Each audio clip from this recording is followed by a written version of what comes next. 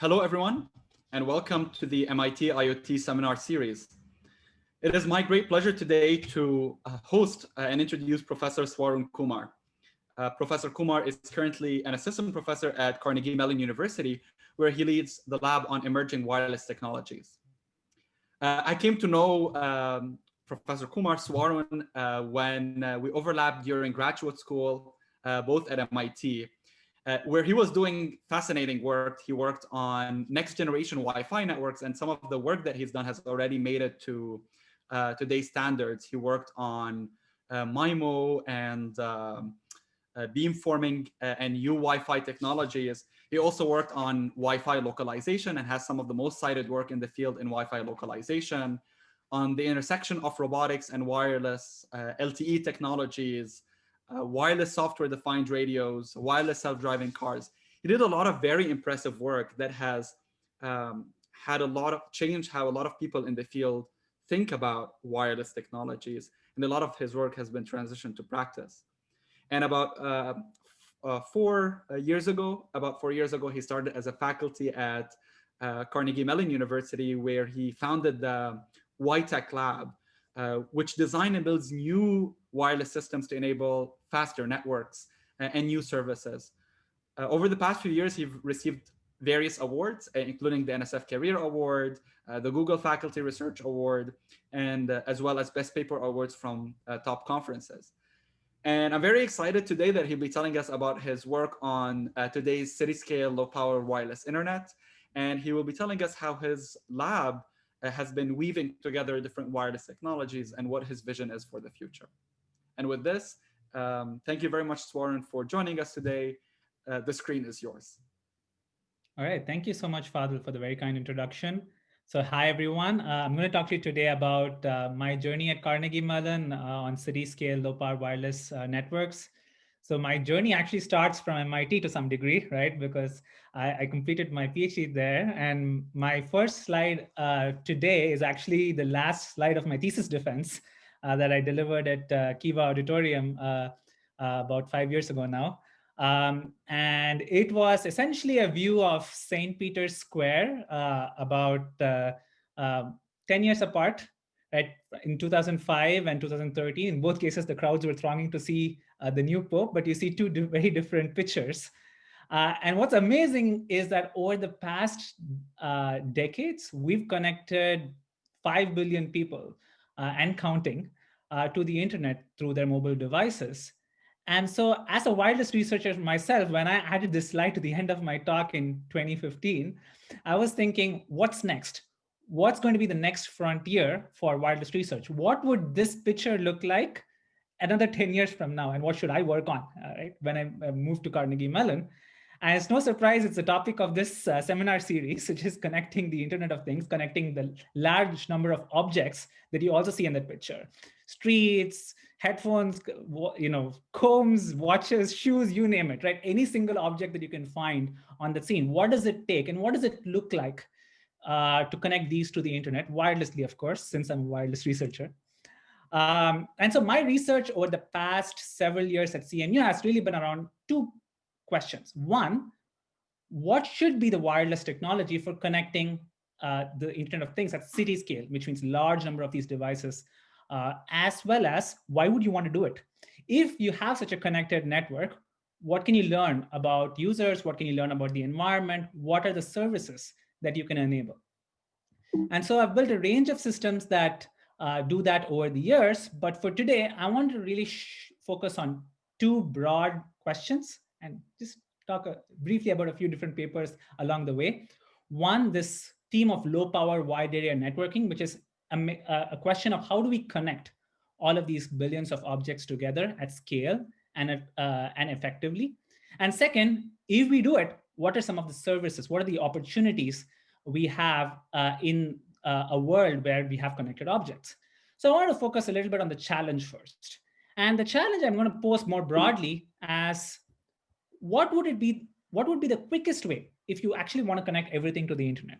So I put together a checklist, and let's see if you agree with me as viewers of the MIT IoT seminar series, right? The first requirement must be wireless. to make sure that I can work on it as a wireless researcher first. And second, of course, you don't want to have a wire connected to your shoe. Second, should not be charged every day, which I hope you also agree with, unless you also want to charge your shoe every day, right? And the third bullet, which perhaps I have the most arguments about when I present this to people, is the need to be able to talk to base stations several miles away. And I'll tell you where this came from, right? It comes from the title on my challenge, which is the quickest way to connect everything to the internet, which means you want something that can be up and running very quickly and impacting a large number of people as soon as you can. And we do have a lot of wireless infrastructure already around us. Wi-Fi is one, cellular is another.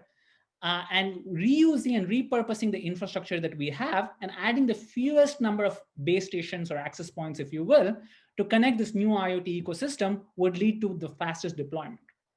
So if you think about all of these considerations put together, right, the traditional wireless technology that I worked on during my thesis, things like Wi-Fi, Bluetooth, and cellular, don't fit the bill. Either they're too short range, as in the case of Wi-Fi and Bluetooth, or they're not particularly low power, right? And so here's sort of our ideal vision for what it takes to connect the Internet of Things. Take some object you care about, here your alarm clock. Add some cheap radio interface on top, and then attach a 10-year battery onto it. So this is similar to the old school watch battery that you might have had at some point, assuming you're not wearing a smartwatch, so you are comfortable with charging something every day, right? And you want this whole device, which is essentially costs a few dollars, very compact, to communicate with a base station several miles away. And you don't particularly want to stream Netflix on your alarm clock, but you just want to send small, short updates of data, perhaps a location beacon, perhaps small updates. So what does it take to build something like this, right? And this vision is not particularly new. It's this broader concept and theme called low power wide area networking, or low power WANs. So if you've heard of companies like LoRa, Sigfox, new standardization tools like 3GPP's narrowband IoT and others, they all try to build this vision of connecting everyday objects to devices at long range. So I started out my journey with at Carnegie Mellon, really first evaluating, do these work? I mean, if this is already a solved problem, for example, imagine wildlife tracking, right? People don't charge tigers every day. So they have figured out some way to track these tigers and animals over large spaces and collect data, right? So in principle, these technologies work very similarly, right? They're essentially collecting wireless signals from battery-powered devices at long range. Do they actually work in the urban landscape? So we went in and deployed what was at that time, right, one of the earliest and largest experimental low-power wide area networking deployments in academia, right, spanning multiple buildings all over Pittsburgh, which is, if you know, a very hilly and complex city with lots of rivers. And we wanted to check, right? We wanted to check, is the range of like miles and tens of miles are actually practical in an urban landscape? And it's not surprising that the range was not, right? Well, coverage was much more limited. In fact, was significantly worse inside buildings. Sometimes even the same building where the gateway is deployed, way down in terms of floors that are deeper into the space. And it's not surprising, right? The urban landscape is very different from the landscape you have in wildlife tracking. You have multipath, you have obstructions, attenuation from buildings, and this was a challenge. Right? How do you actually deploy an LP-WAN network that achieves the range that's promised, achieves the performance that's also promised? And when you think performance for the low power wide area networking world, it's very different from your thinking in Wi-Fi and cellular, because the key metric here is not throughput. Remember, you're not streaming Netflix, right? You want your device to remain undisturbed for long periods of time. Imagine these are sensors, these are smaller devices that are deployed, that are just sending periodic updates. So the key metric here is battery life. You need to be able to attach a 10-year battery, get the range required, and last forever, as long as possible. And it's unsurprising that of all the different things that contribute to the battery life in these sorts of sensor networking scenarios, the wireless radio transmission is a big energy hog, given that you actually want to encode so that the data reaches across longer distances. So somehow making those transmissions faster and more effective can make a huge impact on the power drain. So in addressing this question, there was sort of a bit of an inflection point just around a year after I joined, right? Which was Comcast at the time decided to integrate these sorts of LoRa base stations into their set-top boxes. So now suddenly we're living in a very different world than what I pictured for you from the beginning, right? Suddenly you're not just having gateways that are on rooftops, but there are many, many gateways, some indoors, some outdoors, very similar to the small cell revolution that was happening in cellular world. And so a natural question was, can we use all of these different gateways together to improve coverage, to improve battery life for these low power devices? And so this led to our system called Charm. And the idea behind Charm was very elegant, right? It was the idea of coherent combining, which is, today, if you connect your phone to a tower, it talks to one tower. But why should it? Why can't it talk to many, many towers at once? So in a sort of a similar spirit, why can't we have a low power client that effectively is not associated with one gateway, but many of these gateways, some potentially indoors? And then what you can imagine at the back end is pull together all of these received signals, these low power signals to the cloud, and then combine them. Combine them as in add them up constructively, add them up so that the signals add up in phase using something called maximal ratio, combining a very standard physical property so that they all add up together constructively, coherently, so that you can get the best of all worlds, right? You can get a signal that's significantly stronger than any of the signals received across gateways. Now, this is not a new concept, right? Because this notion of cloud-based RANs and connecting to many base stations has been around for a long time. But what changes here is a low power context. Because remember, what we want to achieve through all of this is enhanced range and enhanced performance. Now, this assumes that all of these gateways are getting some weak version of the signal, right? But if your signals are so weak that they can't even be detected at all of these different gateways, your technology falls apart, right? So how do you build a system that makes sure that you can coherently combine, but coherently combine even if none of the gateways can actually detect that there's something to be coherently combined, right? One natural approach is stream everything to the cloud. Send all your receptions to the cloud and then add them up coherently and look for these, needle in the haystack, right? But that, of course, is challenging and also wasteful, extremely wasteful of the bandwidth, particularly remembering that some of these are Comcast gateways, set-top boxes at home. So you don't want all your bandwidth to be lost on LP-WAN, right? You want to conserve it for other things. So to understand how our approach addresses this, let's sort of take a step back and let me give you a little bit of a very brief primer of how the LoRa physical layer looks like, how the underlying technology looks like. It's extremely simple. It uses this concept called chirps. The spectrogram is shown below. It's essentially, think of it as a wave whose frequency increases over time. And it uses something called chirp spread spectrum, or chirp modulation, if you will, which is encodes bits by where the chirp starts. So the 0, for example, starts in the middle and then wraps around. The 1 starts from the bottom and goes along, right? And you can imagine this sort of generalizes for more and more bits per chirp. So here, for example, you might pack 2 bits per chirp by essentially shifting these up and up. 0, 0 at the bottom, 0, 1 a little bit further up, 1, 0 a little bit further up, and 1, 1 wraps around further. Right? So essentially you're encoding data at the starting point, at the starting value of where these chirps lie in the received signal. So now why is this important? This is important because you need to understand why packet detection, why when you have very, very weak signal, they're completely dropped at a base station. Right? So let's imagine the following. Let's imagine a very weak signal which is dropped by all of these gateways. What happens to it? Why does it get dropped? Now, typically, if you look at a packet in LoRa, this is what it looks like. This is what the spectrogram looks like. It initially has something called the preamble, which is just a sequence of these regular, simple-looking chirps. And then it has, on the right side, data, right? This data is the more shifted chirps that I talked about, some combinations of zeros and ones. It's very, very standard to have both a preamble and the data in any wireless technology. The reason is you need the preamble to know that there is a packet, right? To know that the packet exists.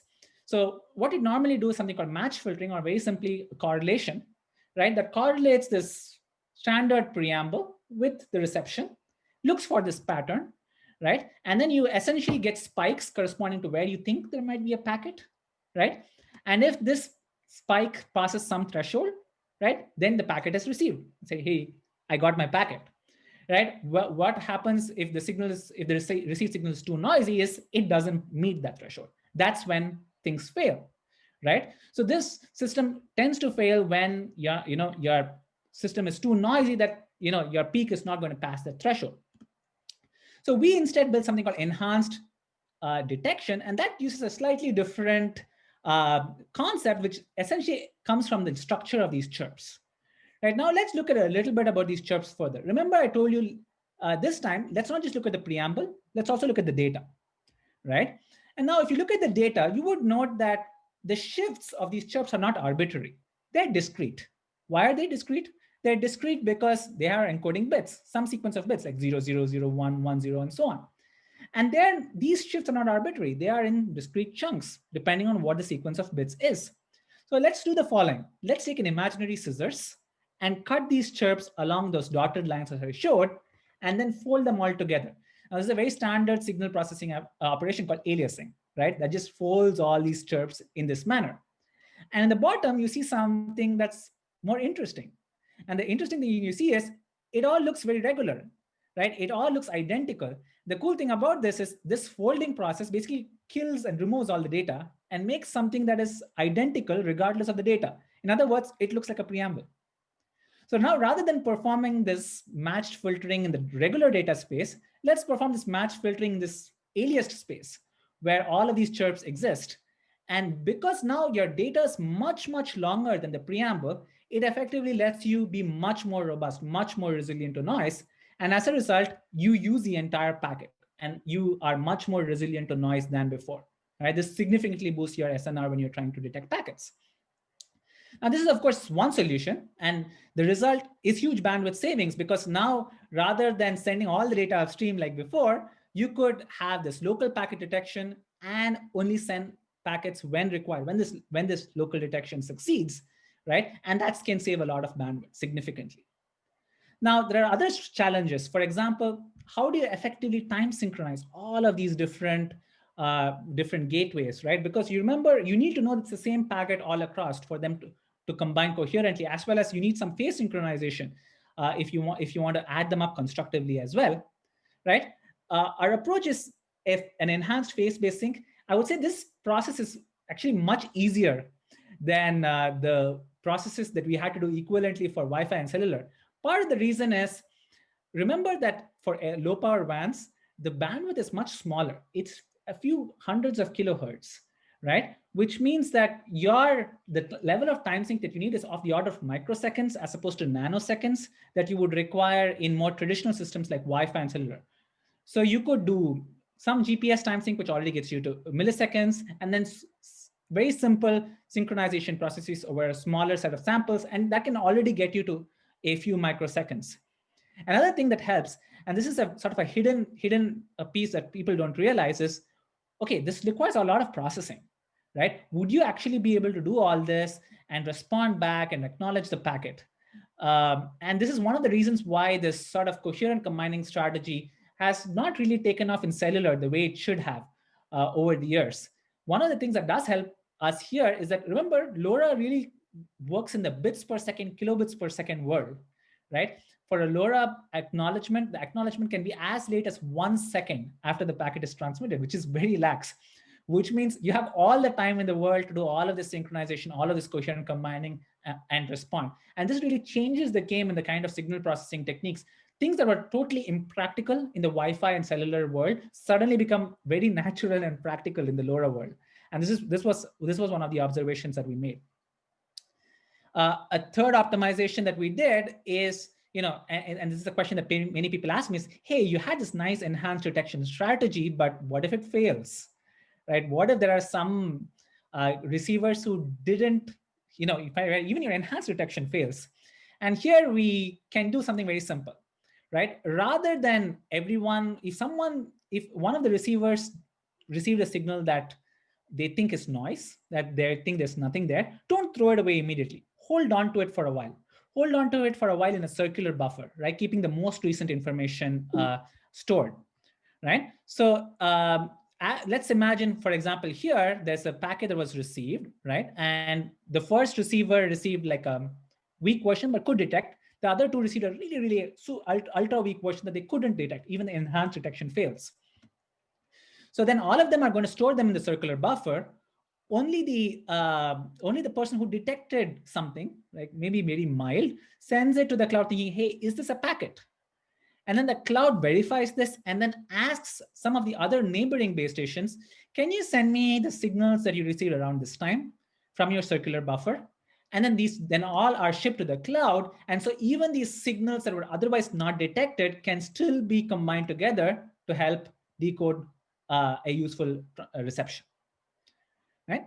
So I also want to add, right, feel free to interrupt me at any point in time to ask questions. I know I'm going, and also Fadil, I'm going to bank on you for checking questions on the chat because I might miss them.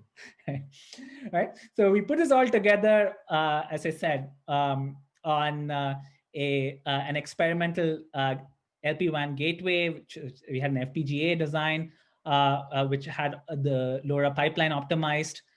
We also had an interface with the Raspberry Pi, and we had this nice weatherized version of a gateway that we put together on the rooftops, as well as some indoor locations through campus and surrounding neighborhoods of Pittsburgh.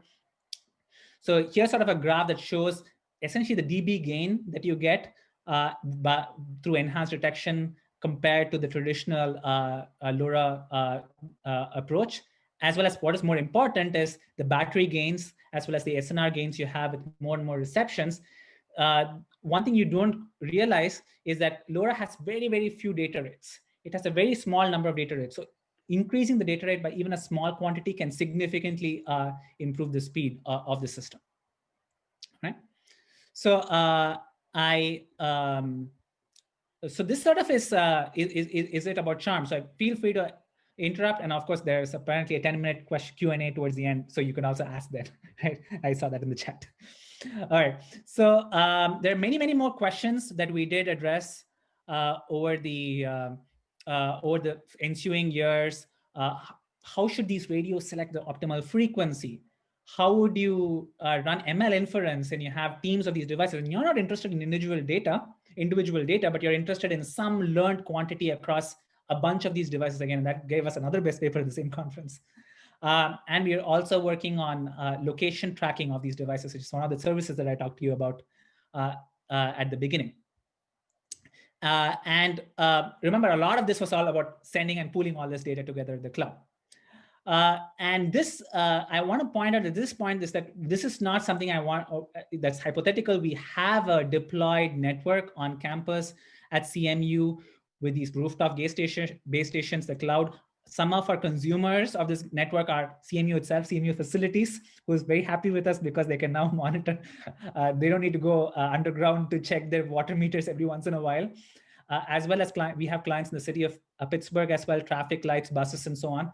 And so we are aggregating IQ data from all of these to the cloud. And this is great for us because we can try out our new physical layer protocols, location tracking systems, right? But I also added a ... there because if you are interested in trying out your own application or trying out your own research technology, this is an open test bed. So we are very happy to plug you in, either from interfacing with the sensor data that we collect or in actually developing new wireless protocols as well. So I think there are a couple of questions. Oh, Swarun, I can moderate them if you want. We can take, there's probably 3 questions. We can take them now. Sure. And if folks have more questions, we can take them later. So sure. The first question is, what is the transmit power of small LoRa devices? So it depends. You can tune it. It is of the order of milliwatts, few milliwatts, and then sleep. The way you deal with this problem is the power problem is you duty cycle significantly, so that effectively it's microwatts of drainage overall. So that's how they operate. You can tune all of this. It's very configurable. So you can get into the hundreds of microwatts ranges if you want to. It really depends. You again have a data rate selection process, but it's very small number of data rates that you can select between for simplicity. Great. So we have a question from Subhaj Sadhu. So his question is, can you use this for contact tracing applications? Just to know if two people were close to each other for a while. Wait for localization paper from us. Part of the problem is going to be to get enough of these radios out to people. But if there was a solution for getting radio that requires sending radios out to people, choosing something that's cheap is a good idea. So LoRa would be a good idea. Third question, what are the implications, from Melissa Smith, what are the implications for rural versus populated environments where Wi-Fi internet isn't even available yet? Could the two initiatives be combined to bring both IoT and regular Wi-Fi to rural areas simultaneously? Excellent question. So I'm actually working with the team at Virginia Tech on deploying this for smart farms for agriculture monitoring. Another person who works on this is, if you've heard of FarmBeats from Microsoft Research, they're also developing a LoRa sort of based platform, and some of my students interned there right, on setting up some of these networks. So remember that we don't require Wi-Fi, pre-existing Wi-Fi infrastructure. Right? You could set up a few gateways to span a farm very quickly, depending on the size of the farm, of course.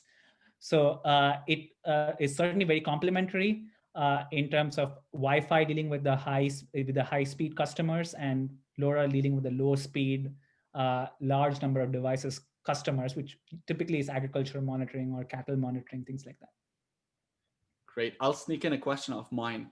When Sure. you do the folding, aren't you also aliasing the noise? And sort of you could always fold almost everything. How do you decide where the breakpoint is for folding, and sort of what are some SNR guarantees that you have there? Excellent question. What helps here is that you could alias the noise. It depends on the source of the noise, right? If noise is additive Gaussian, it's not going to be strongly correlated with itself. So it's going to add up, but it's not going to add up as much as transmissions from the same device are going to add up much more consistently compared to transmissions from, sort of additive white Gaussian noise. If you have an interferer, of course, that's a different story. The interferer could add up. And we have a separate paper on how interferers can be separated as well. So that will take me to new territory. So I'm going to avoid answering that part of the question. Great. Okay, sounds good. Thank you. you. Okay, sounds good. Yeah. So let me sort of continue on this line of thought on moving to a slightly different trajectory for the rest of this talk on what it takes, going back to our original vision, right? Hey, device connected with cheap radio interface and 10-year battery, connecting this to the cloud. One of the questions people ask me about is, can you just get rid of this battery, right? Like you're not using much energy anyway. Can you get rid of this and get something similar, right? The unfortunate answer here is that you do need that battery, right? You do need that battery because within Shannon capacity theorem and limits of physics, as well as limits of the FCC, right? It's very hard to get the range of several miles away at the bandwidth that you need without a battery, right? But if you look at where the state of the art is in terms of range, it's off the order of 10 meters or so, and a few tens of meters depending on which system you look at, for these sorts of batteryless systems. But can we do better? So what I'm talking about here is hopefully a line of research you've seen already in the IoT seminar, which is RFID tags, right? These are paper thin, low power, battery free devices. They're in all sorts of places, your passports, ID cards, your Charlie cards and bus passes, right? The way they work is they harvest energy from that reader that you see, for example, here in the bus, and the tag is inside your card or your passport and so on, right? It's very thin and light, right? You also might find it in baggage tracking. If you look very carefully, at least in Pittsburgh, if you peel open your baggage tag, you might find what looks like an RFID tag inside for baggage tracking. And then you can ask, okay, why are my bags still lost at the airport if they already have these RFID tags, right? It turns out there's a reason. RFIDs are range limited, as I said earlier, which means that even if you have a bunch of readers, normally you don't have these many readers, right? But even if you have a bunch of readers in a conveyor belt, the range of all of these readers is fairly limited, right? 5 to 10 meters, which means anytime they're sort of not in the field of view of those readers, your things can get out of view, right?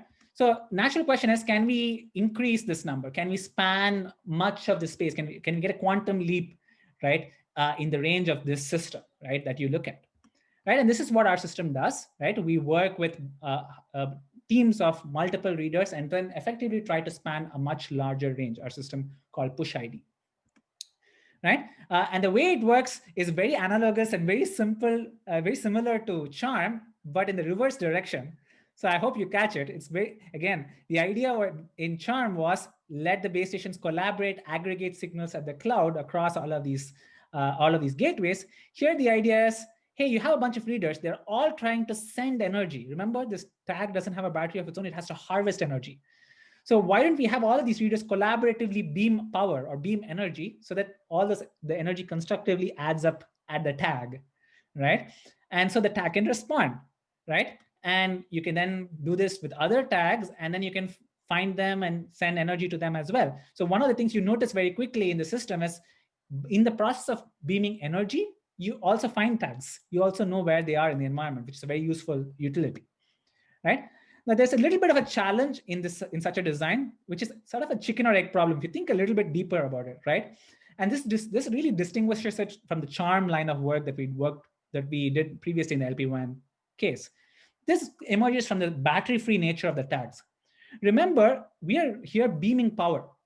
So to beam power, you have to know these wireless channels. You at least need to think about it this way. You need to know where the tag is. To beam power, you need to know where the tag is. But for you to know where the tag is, you should first beam power because it has to advertise its existence. You won't even know the tag exists unless you beam power to it. So there's this chicken or egg problem. Which came first?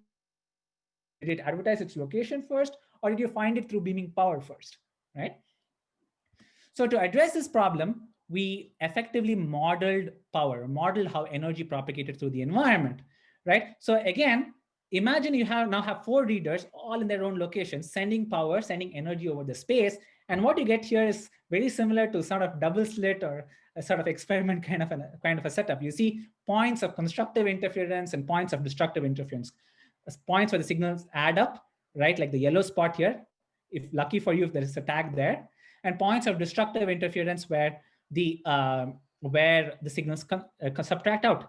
And if you're in one of these lucky situations where the tag is at that point of constructive interference, great, right? You found the tag and you can beam power to it, right? So our approach is then about how do we sweep many, many more patterns, not just this one pattern, but many different kinds of patterns by engineering the signals at all of these different readers so that we can find other tags in the environment so that these yellow spots of constructive energy that you see move around all over the space effectively so that the entire space is spanned, right? So this way you can not just find all the other tags and get data from them, you can also locate them.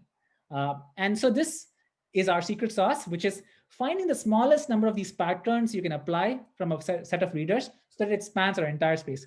And if I go any more deeper than this, I won't have time to talk about everything else. So read our NSDI paper about it, right? But the end result of all of this is that we could get a significant advance in range compared to what past work could achieve, right? And the effect was also pushing the communication range to something of the order of 60 meters, as opposed to the few tens of meters range that you see from the closest reader relative to the tags. So I want to shift gears a bit to a completely different problem where we use this energy modeling concept, which is a paper we wrote called Software-Defined Cooking, where we realized that, hey, there's another place where wireless energy matters, and that is your microwave oven, right? Your microwave oven is essentially using radio frequency signals, right? But not transferring power for charging, but transferring power for heating food that's inside your chamber. So we said, if we could model energy from teams of readers propagating through a space and find out where there are energy hotspots for charging, could we do the same thing for your microwave so that we can control where the energy hotspots inside the microwave add up? So what you see here is a bunch of LED light bulbs that are harvesting energy and lighting up according to the standing wave pattern that's inside the microwave, showing where the hotspots sort of move through the microwave. And if you think about it, this is a big challenge for a microwave oven because these hotspots exist. sometimes what you get is are these these burnt locations, individual locations. You get some locations, if you're reheating pizza, you get some locations which are hot, some locations which are cold, right? And this is part of the reason why you have a turntable on the microwave, so that it's distributed more uniformly. But as you see in this picture is basically wet thermal paper showing where different parts are heated up. The black here means more heated up, are actually charred, to be honest, right? You see that even with a turntable, what you're ending up doing is not quite smearing uniformly this hotspot. You're actually just smearing it in a specific way. So you're getting more hotspots, but not quite distributing heat evenly. So if you find your soup heated better, it's mostly because of convection and conduction rather than because of how the energy is focused. So we wanted to change that through software-defined cooking. We did a whole bunch of things. We first focused on uniform heating for things like baby formula to make sure it's heated uniformly. We also did cooking through specific patterns using arrays of waveguides as opposed to beamformers. And this was submitted to Mobicom, which is why you see the Mobicom pattern there. But we could do other interesting things like cooking bacon and cooking meat and fish and so on. Was there a question? Oh, so I can take one more question because I'm going to switch to the next module. So maybe a couple of questions, Father. There is a question from Ambush Varshni. The question is, when you have multiple readers transmitting, possibly at maximum transmit power, how about the regulations of maximum transmit power under FCC regulations? Would you have multiple readers transmit at the same, would multiple readers transmitting at the same time exceed such regulations? Okay, excellent question. It turns out that in some cases, there's a little bit of a loophole here, which is these are distributed readers. They are not connected to the same clock. They are not essentially connected to the same device. So in principle, they each transmit at their allowed maximal power, which they would normally do even in the baggage. Imagine the baggage tracking case, right? There are going to be multiple RFID readers, so they're all going to transmit at, let's say if they're allowed to transmit at 1 watt or 100 milliwatts, they're going to transmit at that power. We are coordinating these effectively to add up at certain locations, but we are not bypassing the individual limits of these radio devices according to the FCC limits. So we are still subject to FCC limits. In the distributed case, the regulations are slightly in our favor in that they allow you to transmit up to the limit of individual devices. But even if you weren't doing that, you would still get a gain because of coherent combine. But if I were to add, yeah, exactly, you'd still getting the log n yes. in power or yes. n times gain, even if you were to divide the power, because yes. you're getting the beamforming gain. Exactly. Yes. So you would still get gain in both cases. Yeah. Go ahead. Okay, so I'm going to switch gears a little bit to, I'm just going to show videos for the rest of the talk mostly, right? And talk about our work in terms of opportunities, like what can we do with all of these signal modeling and location tracking and all of those other things, right? So far I've really showed you, and one thing I want to highlight here is so far I've really showed you finding location of the tag with multiple readers. Right, but this is annoying, right? If you want to build a location tracking infrastructure, you have to have all of these readers around. We have actually done the other way around too, which is having one reader. But our idea for tracking tags is instead of having, these multiple readers are expensive, they need to be all over the place, but the tags are cheap, right? They cost a few cents, they're very light, they're very cheap, they're low power. So instead of having many readers and one tag that's being tracked, have a cluster of tags and then they are tracked by one reader. And you can't find the absolute location of these tags, but you can find relative location, which means if these are attached to surfaces, you can track how their shape evolves over time. And this is very useful, right? And so this led to a bunch of our research on shape sensing, like building shape-aware surfaces using cheap tags. So one of the things you can do automatically with something like this is building a $1 touchscreen, ignoring the cost of the reader, right? By attaching RFIDs to the different surfaces between two layers of, say, rubber here. And then you can figure out on the bottom right, you see exactly where the user touches, but also how much depth, how much pressure they apply, so that you know where they touch as well, and how much they touch as well. So it's essentially a 3D touch screen that's extremely cheap. We can do other things like tracking arm gestures and hand gestures of users. for the hands, for the legs. And remember, in these sorts of systems, the reader could be in your pocket. So this could be like a Kinect that you can sort of jog with, right? Where your body gestures can be tracked online as you move around, and your tags are essentially clothes on the body. You can do a lot more than just angles of different parts of the body. You can do curvature also. This was another system where we essentially attached these to the spine, and we could model curvature of the bodies in real of the spine in real time as it moves. So we can also do other things. One of the things that we did here is a pillow that knows when you're sleeping, like, which I use to spy on my students. No, I don't. My students have had another video about fat shaming carpets that know if you've gained weight, and I removed that video from my presentation.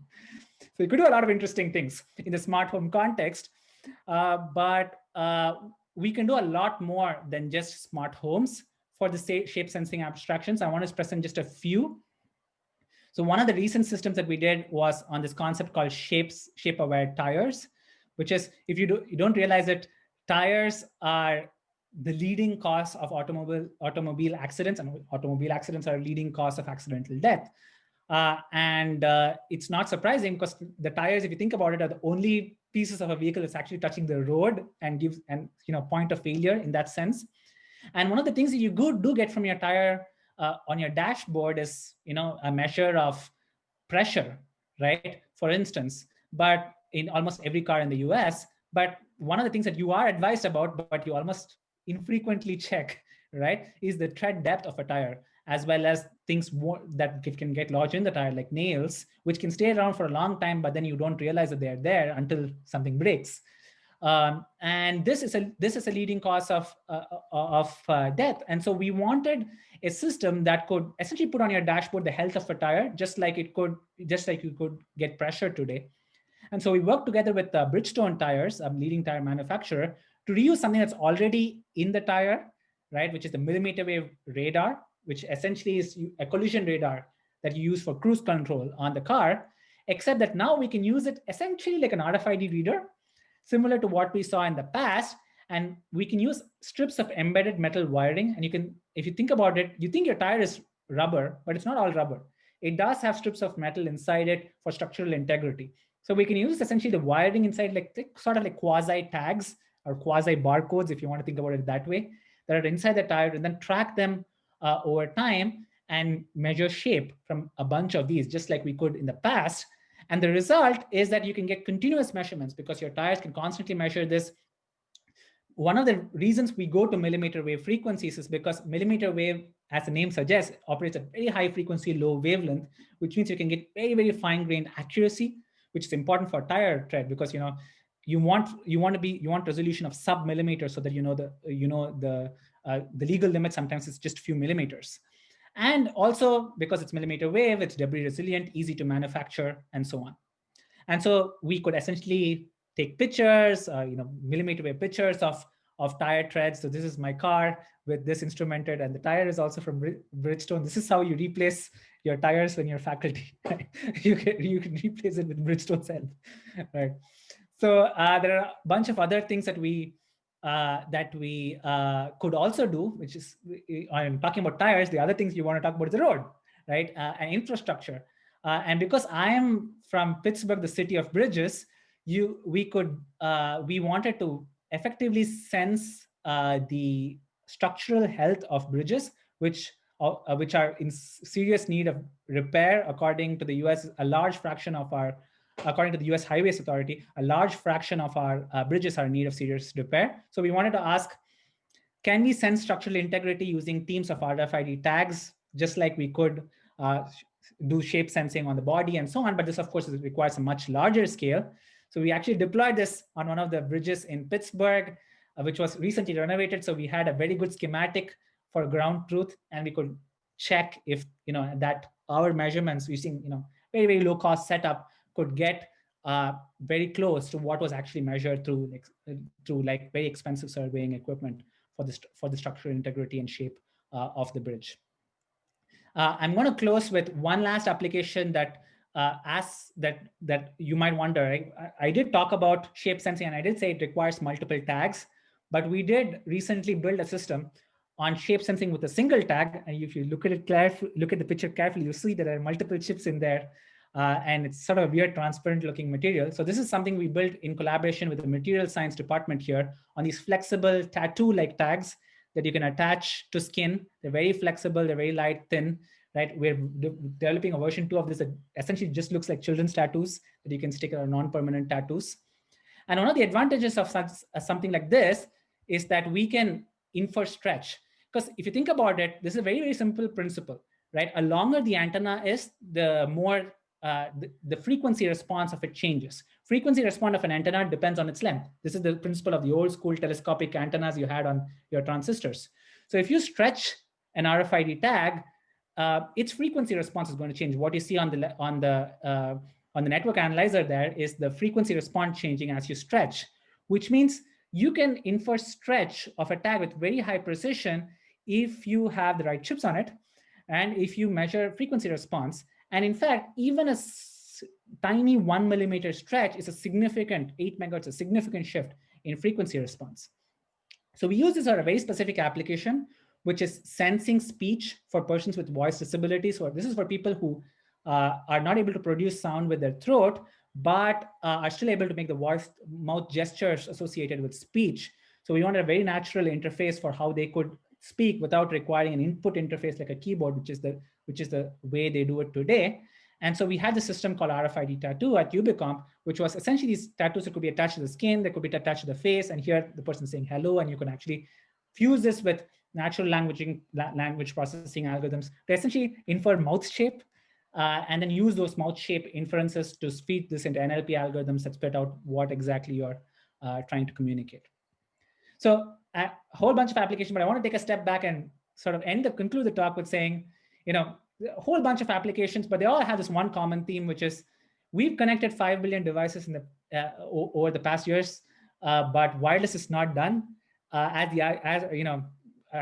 guess this is also a good conclusion to the IoT seminar series of this semester, right? We have 50 billion more devices to connect. And hopefully you've seen my small part in trying to connect all of these devices and trying to find out what the right infrastructure is on the wireless side, as well as what are the long-standing, if you look at a long-standing HCI problem of sensing that can disappear, this long-standing vision, wireless is by definition invisible. It can connect ultra-low power devices, and it can potentially be that sensing modality that disappears that human-computer interface researchers and computer systems researchers have been looking for a long time. So that concludes my talk. Thank you, everyone. I'm happy to take questions. Great. Thank you very much, Swarun. Great talk. Very diverse work, a lot of excitement. There's 50 billion over the next few years, but then once we get to the 50 billion, I promise everybody we'll go to the trillion. Yes. And we'll keep the seminar series going. People are already talking about trillion in their research statements, and I've started seeing gazillion as well. So, but I think the funny thing is, I put 50 billion on the slide. The first question people ask me is, this just too small. So I'm glad if people think of it that way. Well, there's already more than 100 billion RFIDs in the world. So if you were to just think about how do you take RFIDs and connect them at city scale, there's a lot of opportunities and a lot of exciting challenges. So yeah, IoT. So let's see, there's a few questions, and if people want to ask questions, either they can write them in chat or they should feel free to unmute and raise their hand, and I will call on them. I've now allowed people to unmute if they want. And Swarun, I will also ask you to unmute yourself because I muted you as well. So if people want to unmute, they can now unmute and ask a question, but please first raise your hand. There were a couple of questions in the chat. The first one is from Zain, who has a general question on recommendations or where to read regarding this topic. What is the best way to stay updated on what is happening in the field, in this communication/IoT field? Can I advertise your course, Fadil? So I think IoT is very broad. I will be very honest. Thank you to Fadil for saying that it's very diverse work, but it's a small slice of what's happening in IoT. There's everything from, connected objects, there's the kind of oceans work that Fadil is working on. That is also low power and small devices. There are people who are working on visible light communication. There are people who are working on pure cellular 5G, 6G, right? Massive IoT. And so there's a range of topics that's going on. I think the best way to keep yourself updated,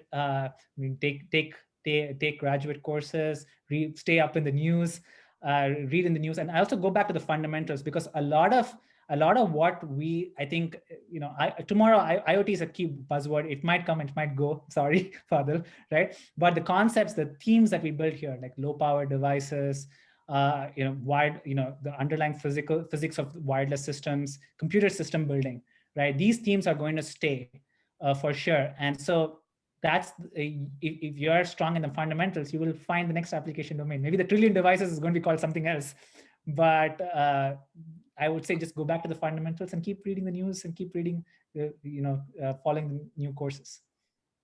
Yeah, I did not coin the word IoT. It was not as visionary, at least definitely not at the time. Although there's multiple claims for coming up with the word, and one of them actually is from the Media Lab. Neil Gershenfeld wrote an article on an Internet of Things back in the early, I think, 2000s. And that was very visionary and early on, and it caught up. Of course, these trends take time, and some of it is going to materialize. Some of it has already materialized, and some of it might change. And as you're saying, the core is going to stay probably the same as it evolves. So I think one thing to add there is, IoT, in fact, everything has its ups and downs, right? When IoT started was about, hey, wired, let's add an Ethernet cable to the light bulb, right? And it didn't take off. And then wireless happened. And now it's you have Alexa and you have all of these smart home devices. And so now suddenly there's a resurgence. So there's going to be this technological back and forth. There's going to be the hype curve for every single thing, every single new thing. I think IoT is right now mature enough to be past that hype curve. It is what we call IoT today.